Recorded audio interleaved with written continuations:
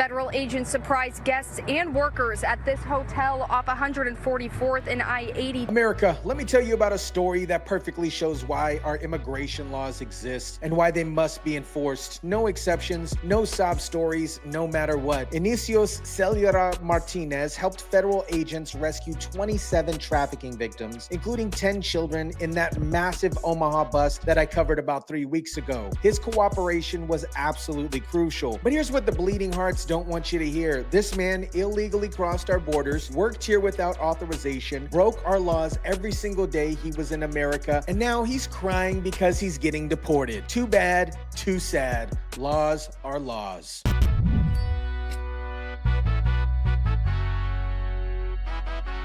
Four hotels in Omaha, including two you see here, are under fire, and the reason? An alleged human trafficking conspiracy. And now authorities saying the investigation is leading to a wide array of federal charges. Law enforcement searching a total of 14 businesses, 2 homes, and telling us they rescued 10 minor victims. What is up, guys? Tyson Dela Cruz here. Thank you so much for rocking with me. Now, I covered this story about 3 weeks ago when it broke, so let me give you a quick recap, then explain why this case shows exactly why we need strong immigration enforcement, even when somebody does the right thing after breaking our laws. 3 weeks ago, federal agents conducted a massive 4-year investigation that culminated in raids across Omaha, Bellevue, Serpy County. They hit 4 hotels, the New Victorian Inn and Suites, the Roadway Inn, and 2 others, arresting 5 people for running what prosecutors called a sophisticated human trafficking operation. The FBI and HSI were going after hotel ownership and management. They arrested 1 man, his wife, brother, and brother-in-law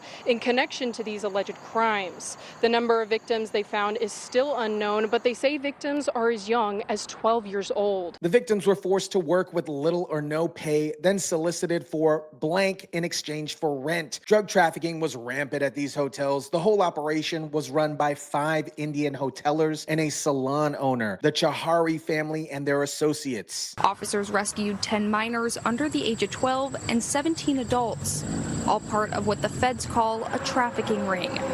Some children worked long hours for low pay, labor trafficking.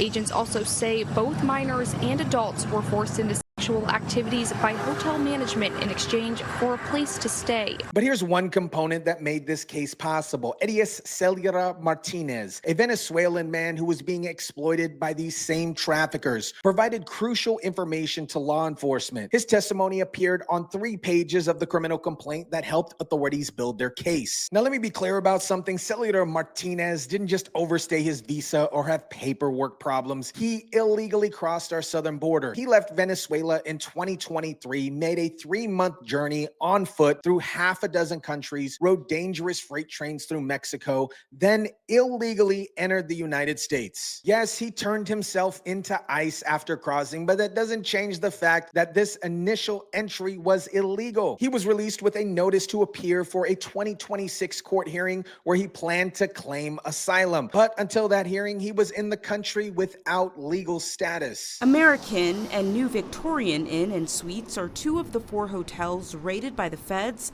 after a recent human trafficking investigation. Now people living in the hotels long-term are being forced out. They're stuck with nowhere to go. This is exactly the problem with our broken immigration system. When you allow millions of people to cross illegally, then release them into the interior with court dates years in the future, you create a massive population of people living in legal limbo. And that legal limbo makes them perfect targets for exploitation. The traffickers knew Cuéllar Martínez was illegal. They knew he was afraid to complain. They knew they could exploit him because he had no legal recourse. His legal status made him vulnerable to exactly the kind of exploitation he eventually helped expose. Cuéllar Martínez ended up working for Ketan Kumar and Amit Chahari at their hotels. They promised him $1,500 per hotel room that he painted and fixed. He worked on 20 rooms plus other parts of the hotel. Got an initial payment, then the money mostly stopped. He tried to leave for Denver because he wasn't getting paid. They lured him back in with more promises. He watched them kick out another worker for complaining about non-payment. He tried to keep quiet because he saw what happened to people who complained. This is exactly how trafficking works. Criminals Criminals target people who are here illegally because they know these victims won't go to police. They exploit their fears of deportation to keep them silent and compliant. On July 30th, everything changed. Amit Chahari was driving him to get paint and police pulled him over. Police found a drug called chat and $5,000 in the truck. Both men were arrested. Cuéllar Martínez said he had no idea about the drugs. During his police interview, he maintained his innocence about the drugs but offered information about his struggles with the Chaharis. He described conditions in the hotel without knowing he was contributing to a larger trafficking investigation. He spent 8 days in jail on drug charges that prosecutors later dismissed. Now, some people are saying Cuéllar Martínez should qualify for an S visa, what's commonly called the snitch visa for informants who assist law enforcement. Let me explain why that's probably not going to happen. The S visa requires law enforcement sponsorship. Only federal and state law enforcement agencies or the U.S. Attorney's Office can file the application. The individual cannot apply themselves. The agencies have to determine that the person provided substantial cooperation in a criminal investigation or prosecution. Here's the problem. My spokesperson, Tanya Roman, already made this clear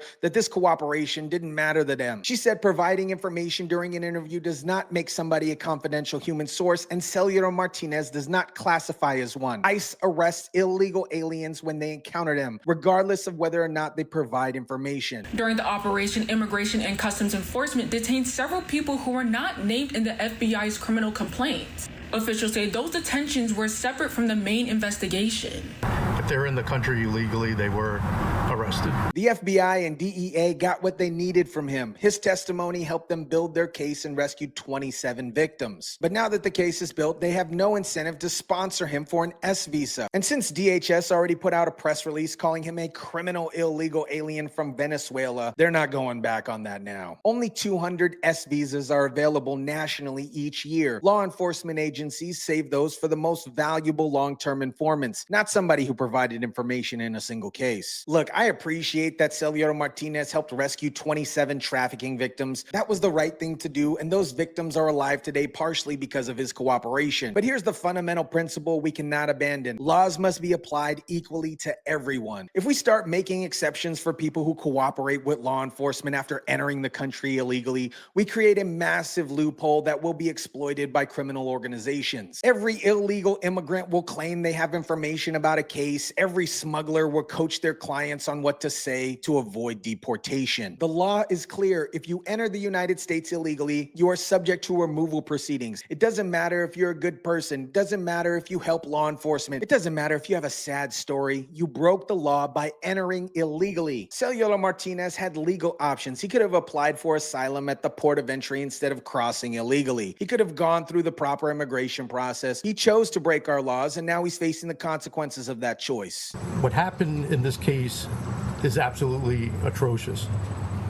The idea that criminals believe they can exploit children and other vulnerable individuals in our communities, victimize innocent people, and then hide from justice is unacceptable. This case perfectly illustrates why we need strong border security and consistent immigration enforcement. When people enter illegally, they become vulnerable to exactly the kind of exploitation that Cuéllar Martínez experienced. Traffickers targeted him because he was here illegally. They knew he was afraid to go to the police. They knew that they could exploit his fear of deportation. His illegal status made him a perfect victim. If we had secure borders and legal immigration pathways, people like Cuéllar Martínez wouldn't be vulnerable to trafficking in the first place. They would either enter legally with full rights and protections, or they wouldn't enter at all. But when the previous administration allows millions of people to cross illegally and live in legal limbo, we create massive underground populations that criminal organizations can exploit. Every illegal immigrant is a potential trafficking victim. The solution, in my opinion, isn't to give amnesty to people who cooperate with law enforcement after being exploited. The solution is to prevent illegal entry that makes them vulnerable to exploitation in the first place. America, I want to be clear about something. I'm glad Cuéllar Martínez helped rescue those 27 victims.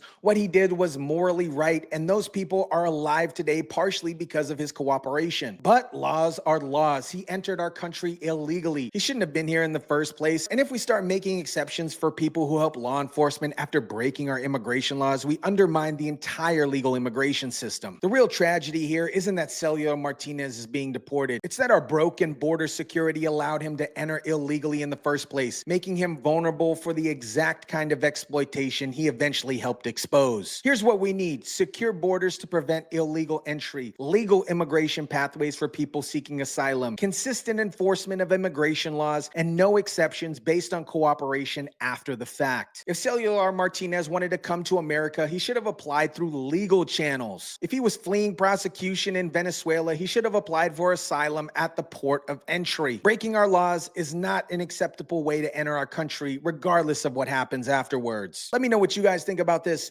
Drop it down in the comment section down below. Smash the like button if you kindly would. Share, subscribe, and as always, guys, I'll catch you on the next one.